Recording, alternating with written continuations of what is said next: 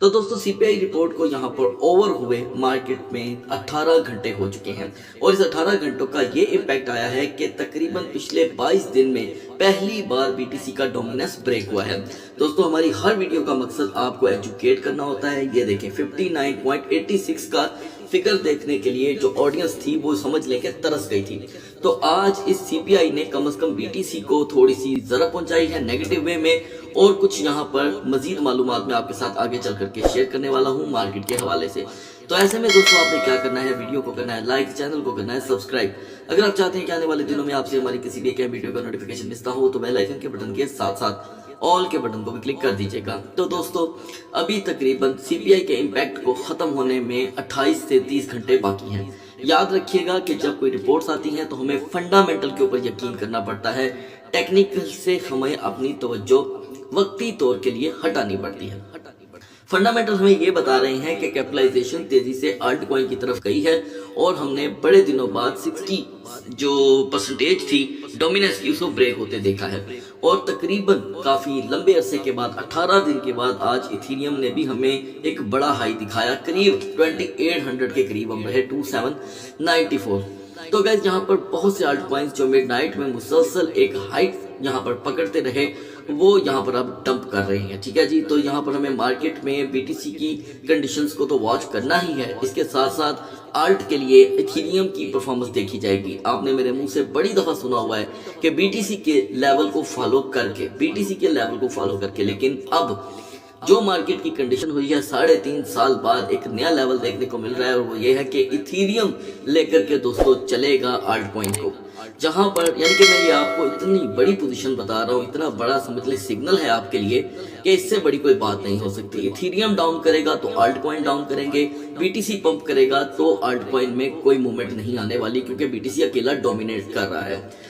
इससे पहले दोस्तों आगे बढ़े मेरी आपसे रिक्वेस्ट है कि हमारी हर वीडियो का मकसद आपको एजुकेशन फ्राहम करना होता है और इसके बाद आपने जो करना है अपनी रिसर्च पे करना है। ठीक है जी, तो कोशिश किया करें अपनी रिसर्च लाजम करें। ठीक है, आपकी रिसर्च कंप्लीट होगी तो आपको ट्रेड करने में यहाँ पर मजा भी आएगा। अगर आप जीरो रिसर्च के साथ ट्रेड करेंगे तो ये नुकसान बहुत भारी हो सकता है जो अनरिकवरेबल होगा। तो गाइज बीटीसी इथेरियम को हम लास्ट में डिस्कस करने वाले हैं। यहाँ पर बहुत सी इंफॉर्मेशन है मेरे पास आपके लिए शेयर करने में।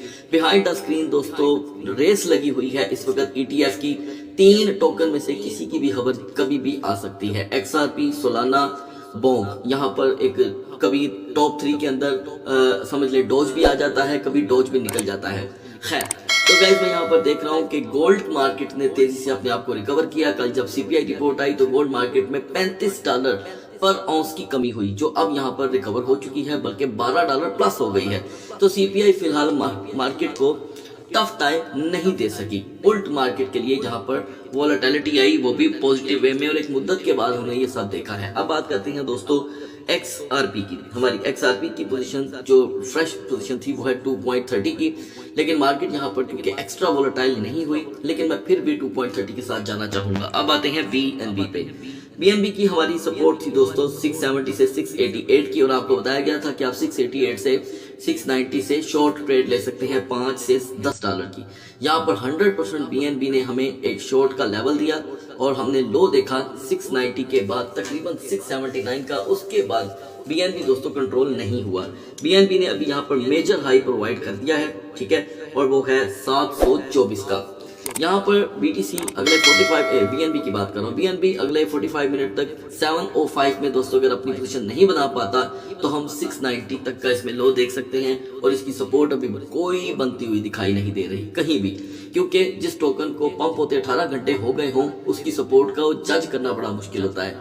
फिर भी मैं समझता हूँ कि 670 को हम सपोर्ट कंसीडर कर सकते हैं, लेकिन इस वक्त बीएनबी की कंडीशन स्पोर्ट ट्रेडिंग वाली नहीं है, फ्यूचर वाली है। अब आते हैं सोलाना पे।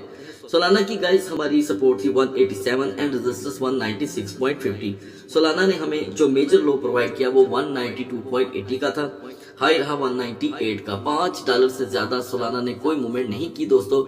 एंड मुमकिन है कि सोलाना आज के सेशन में हमें पहले आसानी से 188 तक का लो दे। खैर इसकी सपोर्ट यहाँ पर रहेगी 184.30 and resistance 193.80। Dose coin guys, dose की हमारी यहाँ पर पोजीशन थी 0.2590 से 0.2560 की। तो यहाँ पर अभी फिलहाल मैं देख रहा हूँ कि डोज जो है वो हमारी पोजीशन को अचीव करवा गया है, ठीक है। कुछ ही देर बाद आप डोज से एग्जिट कर देंगे, यानी कि हमारा जो एग्जिट लेवल है टीपी जिसे हम कहते हैं 0.2560 वो आपके सामने आने को है। लिहाजा नेक्स्ट 12 आवर के लिए डोज की मेजर सपोर्ट रहेगी 0.2510। हम अगर इस सपोर्ट को ब्रेक कर देते हैं तो आप दोबारा 0.2470 का लो देखेंगे। इस मार्केट में सुई टोकर ने एक प्रवास पकड़ी है दोस्तों, लेकिन ऐसे में एक चीज मत भूलिएगा, ये 5.50 से अब परमानेंट 3.50 अपनी सपोर्ट बना चुका है, ठीक है। बहुत से व्यूवर्स को उम्मीद थी कि ये इस मार्केट में थोड़ा सा पंप करेगा, लिहाजा ये 3.66 से आगे नहीं जा सका। एंड मुमकिन है कि अगले आने वाले 15 दिनों में सुई का हमें एक लोअर लेवल देखने को मिले और वो है 2.80 से $3 के दरमियान। ये तो है 15 दिन की बात हो गई। अभी फिलहाल ये अपनी नेक्स्ट सपोर्ट 3.30 को ही प्रोवाइड जो कि है यहाँ पर स्ट्रॉन्ग कर रहा है। अब आते हैं दोस्तों पोलका डॉट की तरफ। हमारी मिडनाइट की जो पोजीशन थी डॉट के अंदर वो $5 की थी, ठीक है। तो डॉट ने अभी हमें 5.06 का लो दिया है। मैं समझता हूं कि इस 0.06 के गैप को अगर आपने इग्नोर किया है तो डॉट में हो गई है आपकी एंट्री, लिहाजा आप 5.20 से 5.25 का सपोर्ट में रहते इसमें एग्जिट रखेंगे। अगर हम बात करें यहाँ पर सपोर्ट के नए लेवल की, हमारा नया लेवल बीजीपी को लेके 5.50 का था, अलबत्ता बीजीपी 5.64 से नीचे नहीं जा सका। हम स्टिल अपनी जो कंसंट्रेशन है वो 5.50 पे ही रखेंगे। 5.50 से 5.80 के दरमियान इसकी यहाँ पर रिकवरी रह सकती है।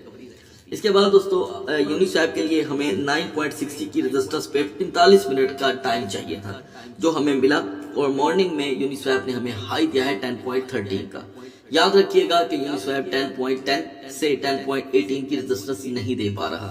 ये जब जब अपनी रेजिस्टेंस को तोड़ेगा आपको आसानी से 9.50 तक का लो देखने को मिल सकता है। फर्दर में अभी दोस्तों पेपे की पोजीशन थोड़ी सी बेहतर हुई है। बातें हैं एप्टोस की तरफ।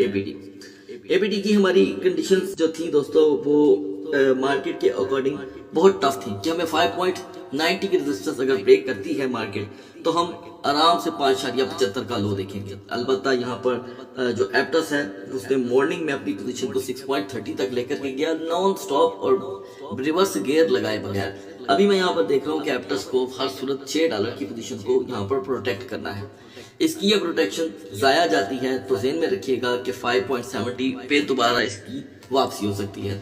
अच्छा दोस्तों, सवाल ये है कि यहाँ पर आल्ट कॉइन क्यों सरवाइव नहीं कर पा रहे हैं, क्यों यहाँ पर मार्केट जो है डाउन कर रही है। तो दोस्तों इवनिंग में एक रिपोर्ट आनी है, ठीक है, उसे कहते हैं PPI, producer price index report. इसकी कोई इतनी वैल्यू नहीं होती, याद रखिएगा। लेकिन अब होता क्या है कि ये जो वेल्स हैं इन्होंने हर रिपोर्ट की पकड़ के वैल्यू बना दी है।